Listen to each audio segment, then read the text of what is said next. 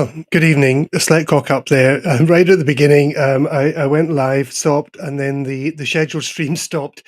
Anyway, we're here now, and we're going live both on YouTube and on Facebook.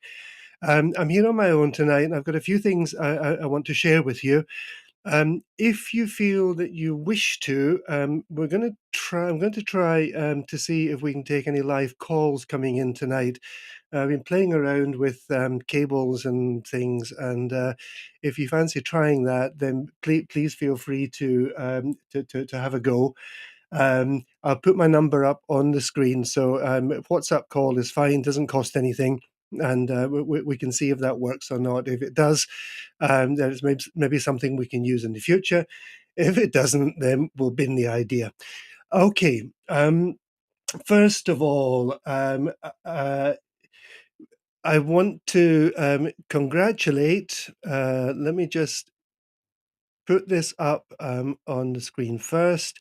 I want to congratulate Daniela and Jess for the birth of their baby this week. A very first around Mijas baby.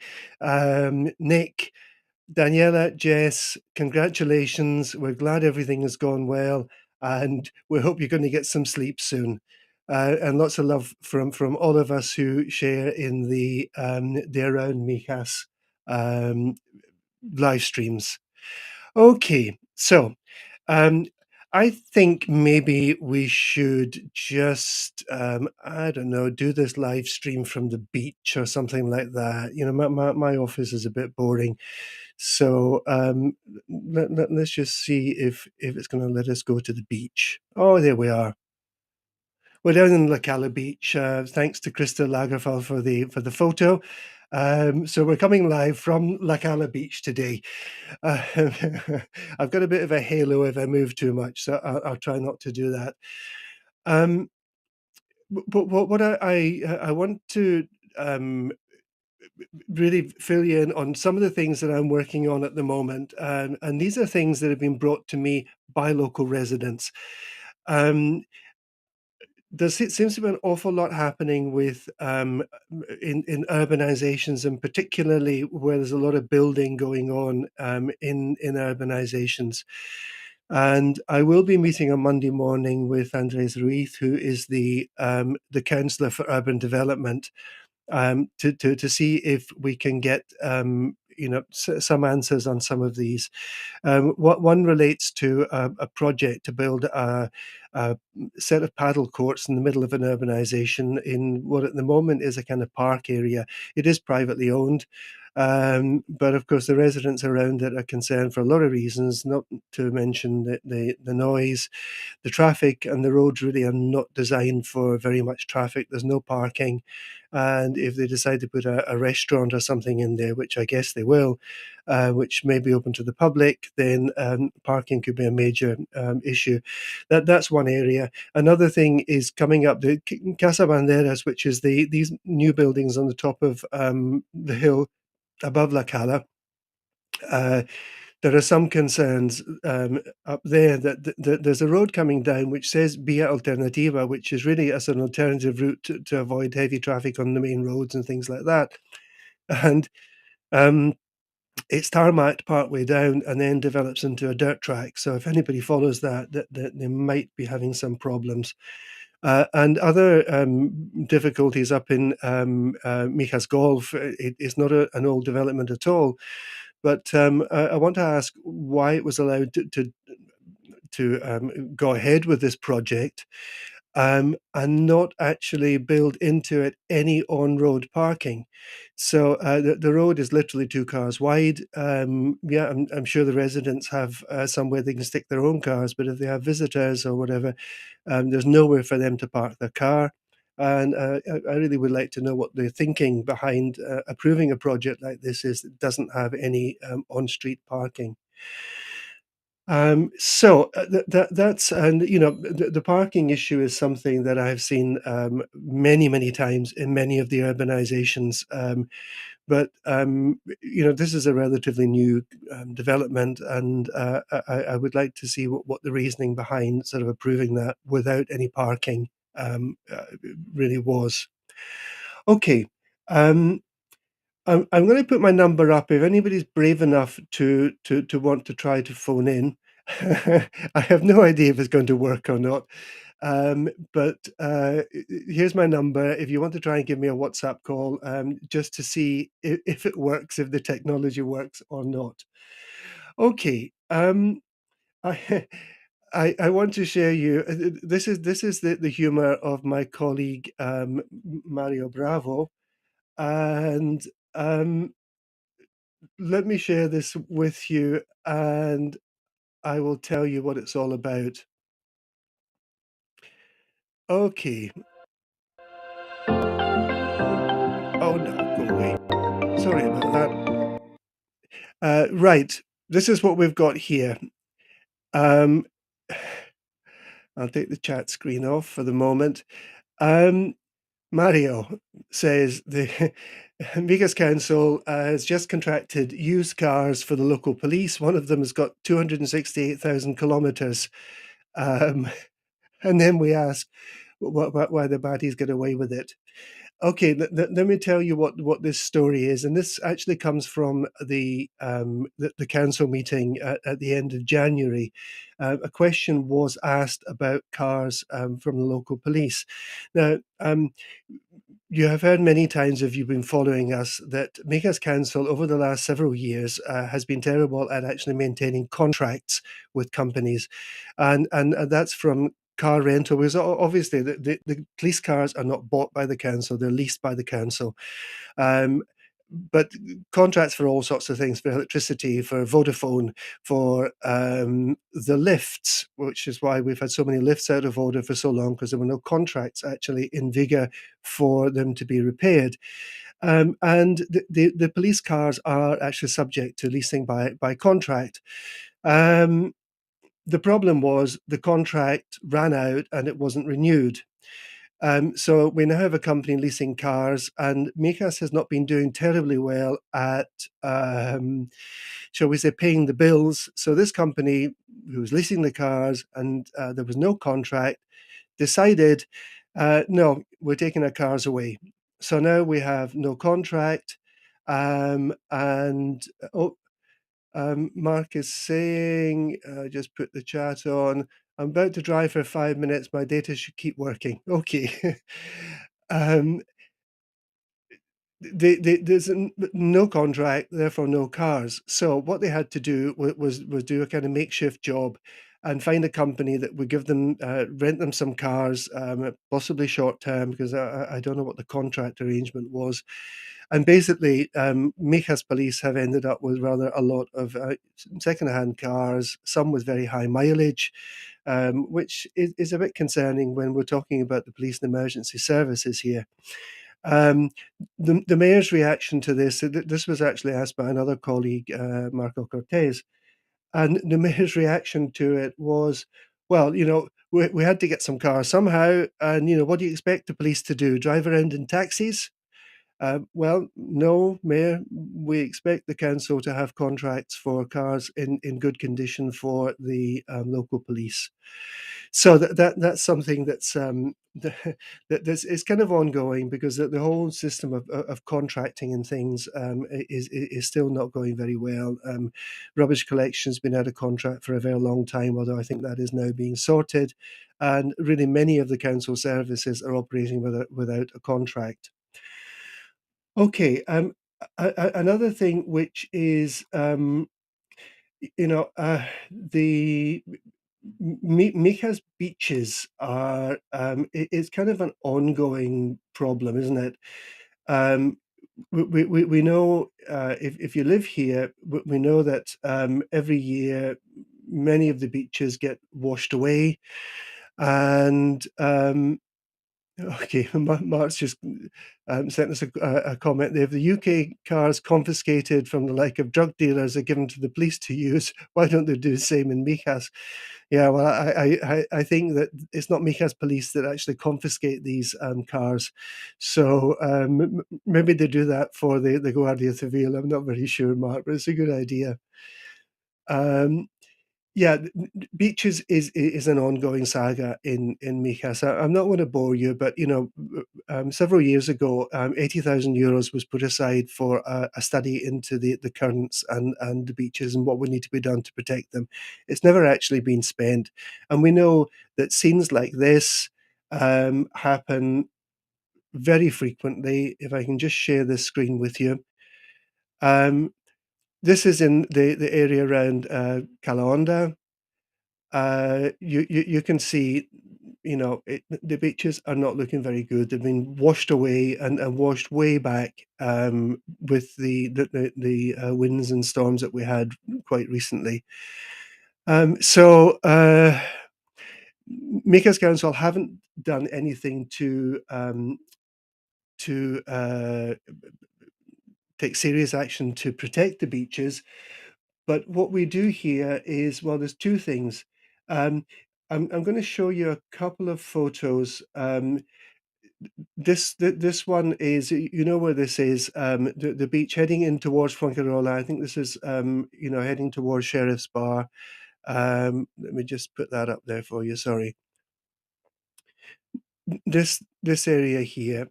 Um, you know this. This is way at the far end of La Cala, so heading towards Fuengirola, and my understanding is the only photo I could find of this bit was from Global Radio when there was a lorry crash. But you know where this is, just past the old reggae bar, the La Nanette.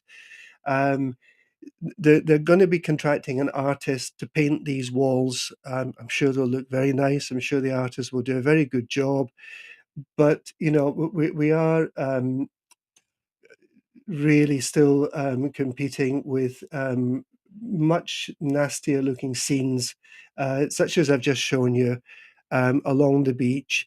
And I mean, to be honest, I would rather that they first got things organized to prevent this kind of thing happening year on year.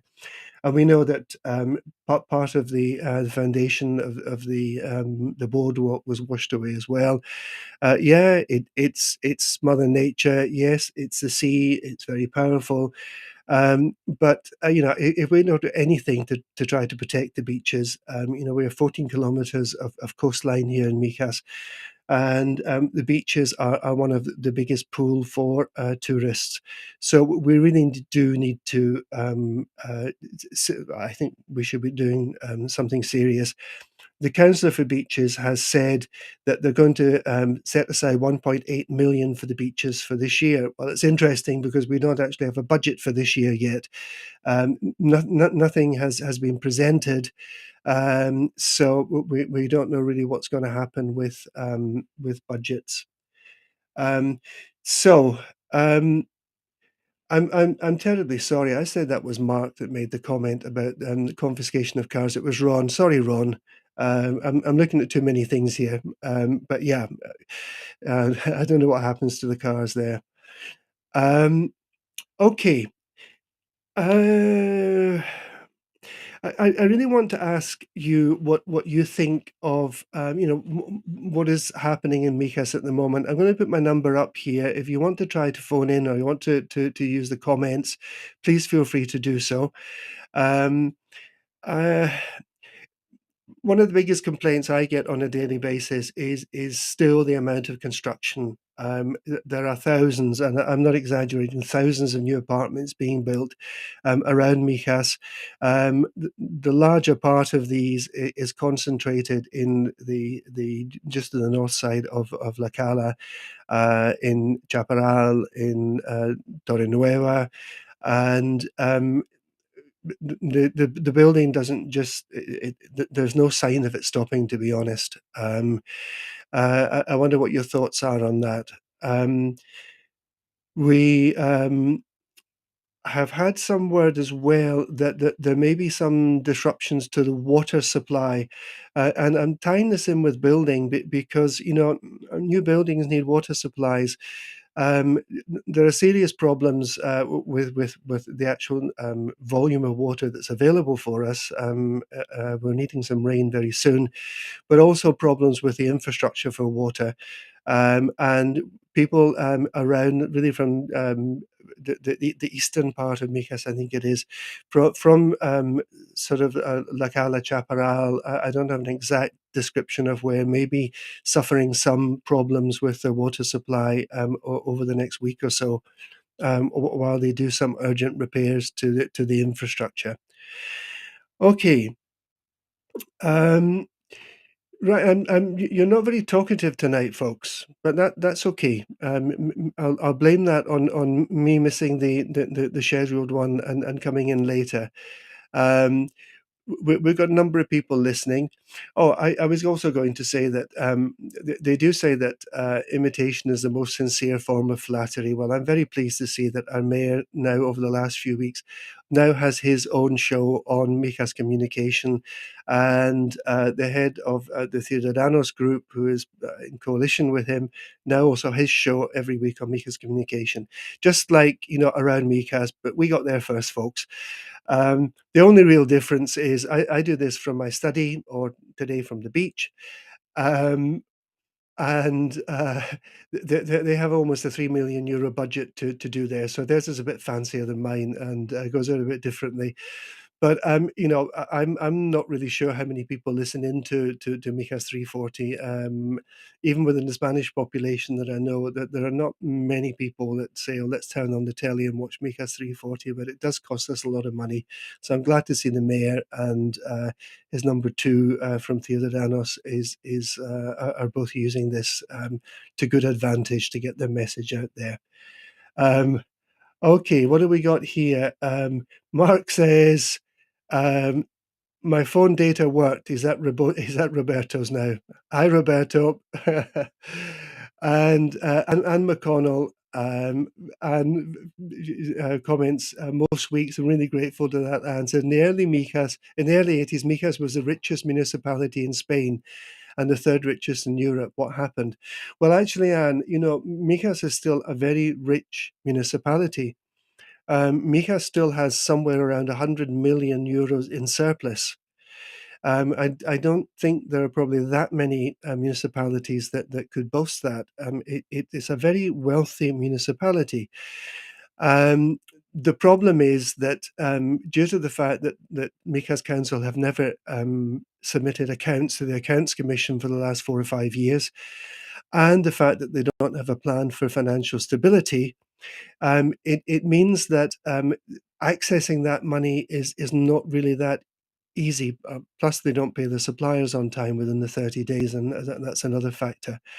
So, yeah, it is a very wealthy municipality. You got 100 million spare. I don't think that's to be snuffed at, but um, I don't think it's being managed. It's my personal opinion. I don't think it's being managed well. And the fact that we're in the middle of February and we should have had a budget for this year 5 months ago, we still don't have it, I think says something about the financial planning and financial management within Mijas. Okay, Mark's data is working. So you're back with us, Mark. Um, Well, look, if there's not a lot of things you want to ask about, I've told you some of the things I'm involved in at the moment. I'm still involved with Anna Nandez, clarifying some of the kind of new requirements for British residents here. I did do a short video just a week or so ago, um, highlighting the fact that according to the General Secretary of Mijas Council, who's not a politician, he's a civil servant, he's one of the top civil servants in the council. He has said that Brits will need to uh, renew their padron. So just make sure, check in that their padron is still up to date every 2 years. So really, we need to keep on top of that because, excuse me, once we Once our padron slips or we're removed from the padron, it could cause problems for us and all sorts of things. You want to buy a car, you need to demonstrate your padron for something to do with the health service. Yeah, it is a little bit problematic. The other thing that I mentioned in this video, and Anne and I are talking to various people about this, is about being able to vote in in the Spanish local elections. It looks as if we will, but the National Institute for Statistics hasn't yet. Excuse me, I just. Um, as yet, the National Institute for Statistics hasn't confirmed how that process will be done. So we will be keeping on top of that and keeping you up to date with it. Um, right, there are a couple of things that I'd like to share with you, and these are new businesses that are setting up and that have launches this weekend. I'm doing this in order of when they're happening. And the first one is a new gallery and culture center. Let me just share that with you, called Studio 33. Um, and it's on the Mijas Road near Splash Pools, going up the Mijas Road on the left-hand side. I'm not sure if, no, I don't have the map to hand. So that's on 7:30 on Friday evening, the 12th. I'm sure Monica would be grateful if you could support. It's nice that something different is happening. It's not another bang or sorry estate agent, but another estate agent. It's something more creative, and so that's on the Mijas Road, Studio 33. I did have a map. Let me just see. Let me just see what I've done with it. Okay, I've done something silly with it, but anyway, yeah, I think you can't miss it. It's just before the entrance to where Valparaiso is, big building on the corner near Splash Pools. So that's 7:30 on Friday evening. This Friday evening. And the other opening that we've got is on Saturday, and this is a new business that Marty Oliphant, many of you will know Marty, has set up. Um, I don't know how much I'll use it, but it's a lingerie shop, and she's going to be based in just off Avenida del Golf, little street with some shops on it, by the Mint Kitchen, and she's going to be opening the shop on Saturday the 12th. Fabulous opening party, 12 noon till 5 p.m. Um, Debbie has said she's going to be using it. Okay. um, the real catch here, fizz and nibbles. If there's some fizz and nibbles going free in charity raffle, I'm sure Marty would appreciate if you look in Facebook or at Marty's personal page. She would appreciate if you let her know if you're going to go, so that she can plan for that little bit. So that's on Saturday, 12 noon till 5 p.m. Fizz and nibbles, Fabulosa lingerie is opening, and we wish both of these businesses all the success.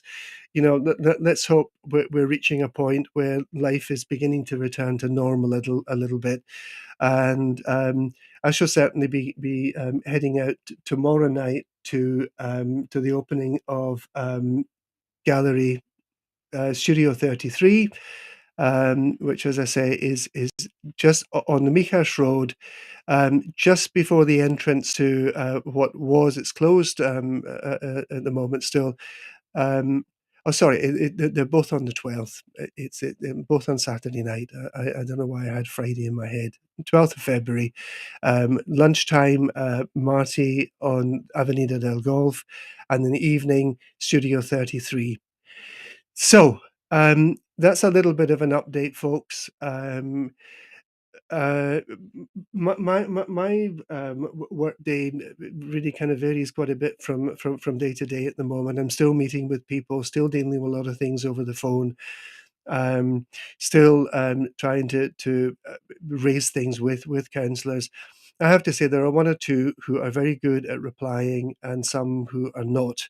The ones who are good at replying tend to be in the minority in my experience. Maybe for other people, it is different, but I do find that there are some I can write several times and still not got a reply and have to wait to council meeting to corner them afterwards. And then you go, oh, I was going to reply to you.